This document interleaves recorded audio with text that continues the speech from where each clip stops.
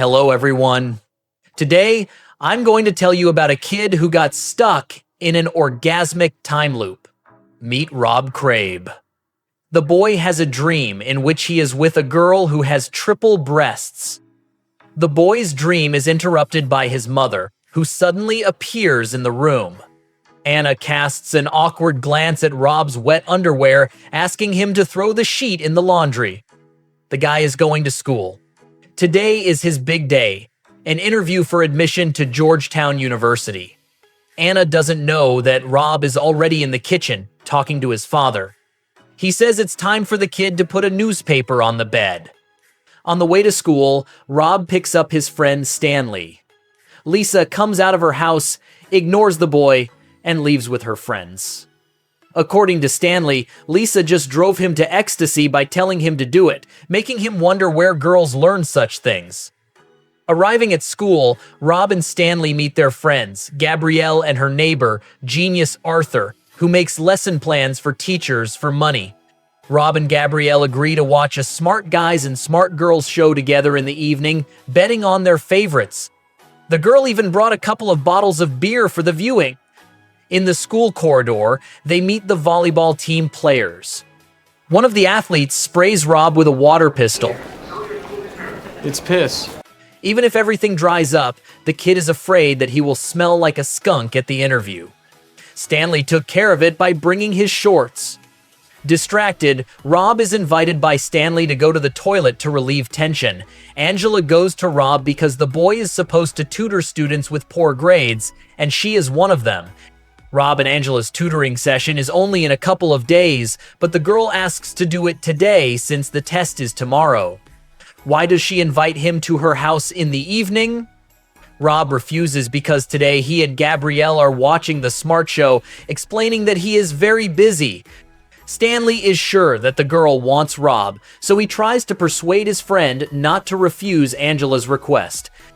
The kid is called from class to the principal's office. Gabrielle accompanies Rob to the principal's office, where a representative of the Georgetown University Admissions Committee is waiting. Reading Rob's personal file, Jack notices that his parents studied there. According to Rob, they met at university. Suddenly, Jack begins to cry, saying that he and his wife met at Georgetown, which was later affected by tuberculosis. Throughout the interview, Jack remembers his late wife, constantly shedding tears. After leaving the office, Rob tells Stanley that he failed the interview and did not get into Georgetown. Stanley asks him not to despair. If the kid didn't get into university, he can still get to Angela. Rob approaches the girl, informing her that he has time to work out with her today. The boy goes to Angela, who takes him to her room. The girl pays attention to Rob, simultaneously telling him that she will not have any control tomorrow. Angela starts kissing the guy, then runs her hand under his pants. Enjoying himself, Rob suddenly wakes up with wet underwear in his room where his mother has entered. After meeting his father, who reminds him of the importance of the interview, Rob does not quite understand what is happening because the interview was yesterday. The father repeats the same words as before, then hands over the bandana that Jim wore during his university years. Arriving at Stanley's, Rob again notices Lisa leaving with her friends, and Stanley says the same thing as yesterday. In the school corridors, the volleyball players spray water on Rob again, even though he tries to dodge the jet. Angela approaches Rob in class, telling him that tomorrow is a test, and she would like to work out with him at home today. Rob believes everything that happened yesterday was a dream in which he failed both the interview and the meeting with Angela. He heads to the principal's office, where Jack from the admissions committee is waiting, meeting Gabrielle in the corridor. Rob brings Jack to tears again, forcing him to remember his wife while talking about his parents. Running out of the office, Rob meets Angela, who offers to work out with him today after all. The boy agrees, going to visit the girl. But on the way, he is hit by a car again, just like yesterday. Angela admits that there is no control, then starts kissing Rob. As soon as the girl puts her hand in Rob's pants, the boy wakes up in his room again. After surviving another day like this, Rob still manages to avoid a car collision, heading to Angela, but he is hit by another one. After visiting the girl, Rob wakes up in his bed again. At the same time, in Stanley's room, Lisa confesses to him that she is only fooling around with him to gain experience before university, where she will meet the guy of her dreams and forget Stanley forever. Rob enters the room through the window, talking about his problem. Stanley believes that to get rid of these visions, they need to try a triple cupcake with Lisa. The girl refuses, explaining that it is personal. In her opinion, a triple cupcake is for special occasions. For example, before a wedding, with the groom and his friend. Leaving the room, the girl allows the kid to experience orgasm, causing Rob to wake up in the morning in his room again.